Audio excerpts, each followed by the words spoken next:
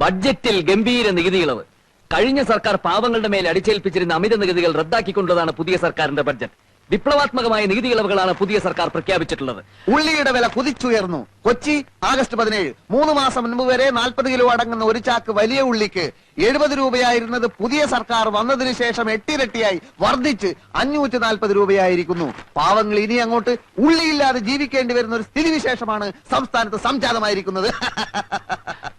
നിത്യോപയോഗ സാധനങ്ങളായ വെണ്ണ, ചീസ്, ചീപ്പ്, കത്രിക തുടങ്ങിയവയുടെയും വില കുറഞ്ഞു. പൗഡർ, സുഗന്ധദ്രവ്യങ്ങൾ, തുണി തിന്നാൻ ഉപയോഗിക്കുന്ന സൂചി തുടങ്ങിയവയുടെയും വില കുറച്ചു.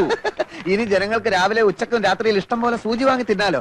അച്ഛ, ഇത് കണ്ടോ? ക്രമസമാധാന നില ആകെ തകരാറിലായിരിക്കാണ്. പോലീസ് നിർവീര്യമായി നിൽക്കുക. പഴയ സർക്കാർ തന്നെയാണ് അധികാരത്തിലിരിക്കുന്നതെന്ന് കരുതിയാണ് പോലീസിന് യാതൊരു ജാഗ്രതയും ഇല്ലാത്തതെന്ന് മുഖ്യമന്ത്രി.